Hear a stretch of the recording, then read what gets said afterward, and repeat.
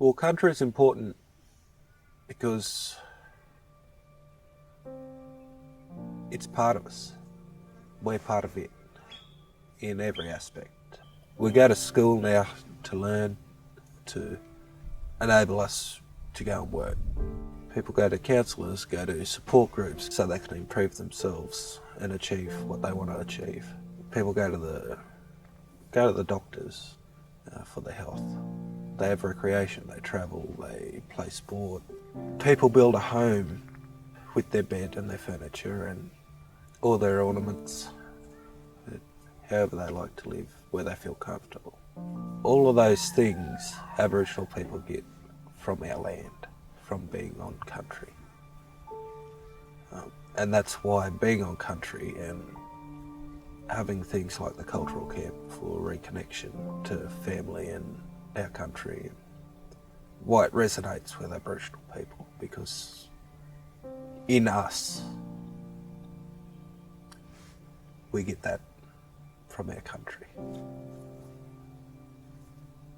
and it brings a peace when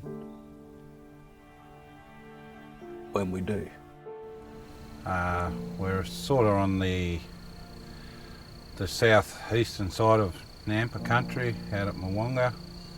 It runs right up to Cobar and beyond, and out across to virtually Will Canyon and back down to Ivanhoe and back out to Ilston, where we're not far from here. So the country's pretty much in the middle of nowhere, I suppose. There's no rivers, there's no water except the Darling's up the north and the Lachlan's down the south. And it is a special place. The Aboriginal community actually own Milonga. We have got an Aboriginal corporation, Winagiri Aboriginal Corporation, who runs Milonga, who's the, I suppose the deeds are in. But in that Aboriginal corporation, we're not all Ngiyampaa people. There's non-Ngiyampaa people, there's Hada Aboriginal groups, and there's also non-Aboriginal people within that group. So it covers a variety of people that are interested in this area. It's nice to have somewhere your own where you can do your own thing and you're not taking orders from everybody else. They're restricting you from doing this and doing that, you know. And it's a little bit more sense of security knowing that you're here, you know, and not just having to move around everywhere all the time. And we can do as we please when we want to do it, you know.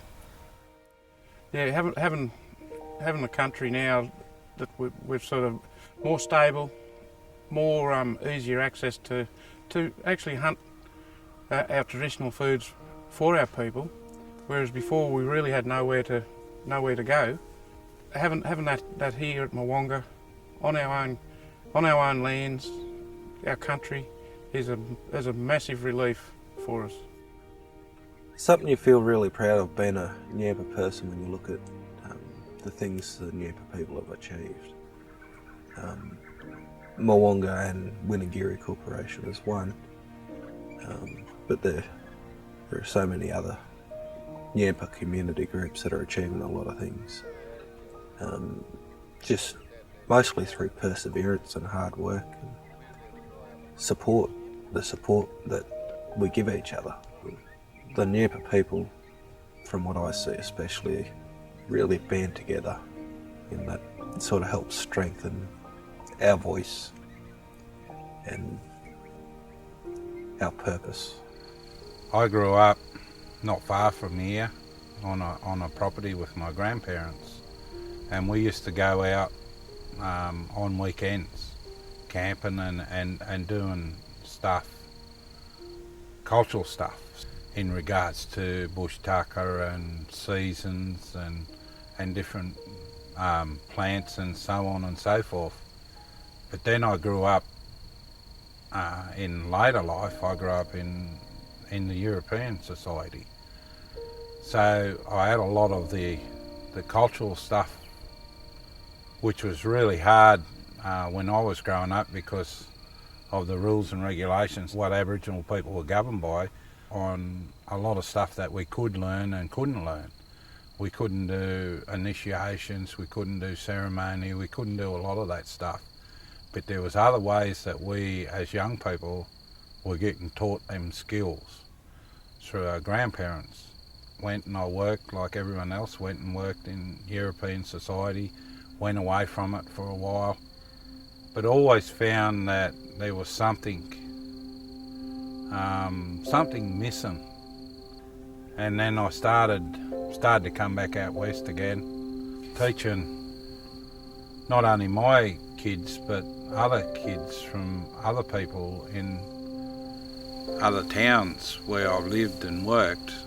We always took them out and tried to give them some cultural stuff happening, be it only just doing Johnny cakes and cooking a kangaroo in the ground, or sitting around and listening to, in them days, listening to a fair few elders that were alive at the time, listening to their stories about when they grew up. It was always, oh, one day we're going to get somewhere where we can, as Aboriginal people, we can say, oh, well, we can go out there any time we want. We were having these camps at national parks, but we were also having them on the river and where other properties that we could get onto at the time, which was proven very, very difficult. And until the group purchased Milonga, we didn't have somewhere that we could set up permanent campsite. There's not many places out there where people can just go out for the weekend, have a good time, maybe do some bush tucker, be it meats or plants or whatever, have story time with the elders around the fires for the younger people, learning the younger people the respect which they're losing in the wider society out there. I never thought about it back then actually, but because it was just a way of life to us.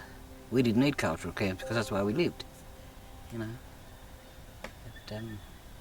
But getting to cultural camps is probably more for the young ones, you know. My kids and grandkids, and they're all mostly all town kids, so they, you know, they're brought up in towns and that. We were brought up in the bush, so they never seen a lot of the things that we seen. You see differences in the kids as they come along. They probably don't notice, but we notice it. It really has been the community elders that have provided what we got now. They've put a lot of work into it, even though they don't see it that way. It's it's just what they do, but they do it for the community and for the younger generations. And it's good that they've done that, because then that allows us to run the camps and that so well, and have things flow the way they do, because it's so natural. And that resonates through the rest of the camp, and that when newer people come along, or people come along for the first time, that allows them to relax into it, rather than feeling rushed or pressured to do things, or expected that this will happen or that'll happen. They're allowed to just come in and be involved at whatever pace or wherever they feel comfortable.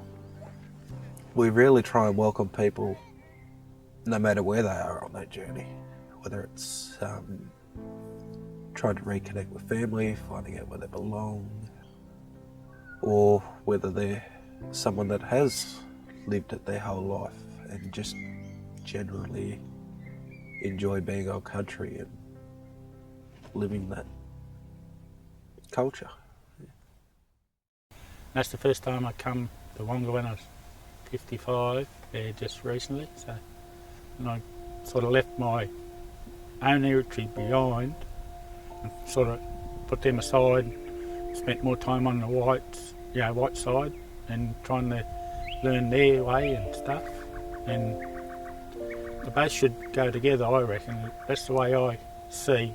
I missed out on my past sort of thing, like where I could have learnt a lot more about my history and things like that. Never learnt how originally my grandfather and all that lived, never just heard a bit about things what they done and never sort of really took notice to learn it. And Mwonga's sort of was the starting point for me to learn a little bit more. And I want to try to help them here too. Like this, I sort of, if I can, I want to try to help them out. And when you come out here, everybody have a yarn or talk to you, and it makes you feel like you're not alone too. It makes you feel welcome. You come back really actually home. For me to come out to Mwonga Station, the first time I come out, I seen some of my family. It was maybe 10 years ago. It feels you're happy but you're sad because it's a beautiful moment to get together with all your family and who you haven't seen, and you're reconnecting to them all again. And you sit by the fire and you tell stories of your childhood and stories of now, you know, and it's really beautiful. Yeah, it feels really amazing to know that we've got a place to come out to any time we want to, and we know it's ours. It's a safe place and it's our culture, and while we're out here living, like staying on the land for the weekend, we're living off the land too by eating the foods. And yeah. All my uncles worked out and around Roto and Tridor and Mount Hope, and sort of in there, in Yathong, which is next door. I'm assuming probably worked here too, but they were shearers and labourers and goat chasers and horse breakers and all that sort of thing. And I sort of grew up in the country, on the land, doing probably the same thing as what they were doing, had been doing, and it's just a continuation of that, and I love it. It's and being back here on country and actually working is like working on the same area is just fantastic. Like I feel very, very proud to be here and to be on country, but to be on a place that belongs to our people. Somebody comes out for a visit or just wants to get out into the country and want to have a feed of a kangaroo or an emu or whatever, a rabbit, and just relax. And I can go and show them the artwork, show them around the property, and see the animals out there, like the kangaroos, the emus, the goats, all that sort of thing. And if they do want a feed of either one of it, either or either or all, I can get that for them. We also do bush medicines. Like if it's a seasonal thing for bush medicines, bush foods, we also factor that into the people, to the community, and explain what and why, because they just think, oh, well, that's just a tree, but actually it's a medicine tree, or it's a bush food tree. For me, that's the best thing, that it's truly a community project. It's truly community owned. Winangiri Aboriginal Corporation is made of the community. Milonga was purchased and handed back to the community. There haven't been any other government agencies or any of that, no lands councils, no national parks, no reserve. It's truly a community place, in the sense that everything that's done on Mwonga, for Mwonga, about Mwonga, we don't do anything out here without taking it to the community first. That's what makes it really special and unique at the moment is it's a community ownership. The Ngiyampaa people were really screaming for somewhere, just for somewhere, to have ownership of, to utilise, to reconnect to. And you do see it in a lot of places all over the country. You see the same struggles. And the only thing that's changed is that people stood up and put their hand up and said, we'll do it. There's communities out there everywhere in all over Australia, Aboriginal communities, but in Eastern Australia we've had it a little bit tougher than everywhere else because of rules, regulations, governments, so on and so forth.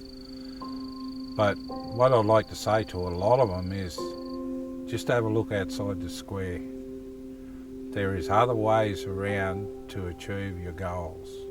We've done that here with Milonga. Don't just look at the standard, this is the way you have to go. Be the radical, I suppose, and drive the wrong way up the one-way street. Because then it makes people look. And if they're looking at you and can see that you've got what it takes, then they start looking at you for the right reasons, not the wrong reasons. So a lot of communities out there have got the capacity, they've got the knowledge, they've got the skills. It's just initially getting that push, and you need to look outside the square to get that push sometimes. Bloody sheer determination. Yeah. That's all it was, just determination. On everyone's behalf, not just me. Get knocked down, you get up and have another go, you know. And that happened a few times along the way. We're survivors. Oh, we're going to see lots of things in the future. This place is just going to get bigger and better. You know? There'll be all sorts of facilities there for them to do different things, and a lot of things are going to happen here. Time has been a bit of hard work, but it was all worthwhile in the end.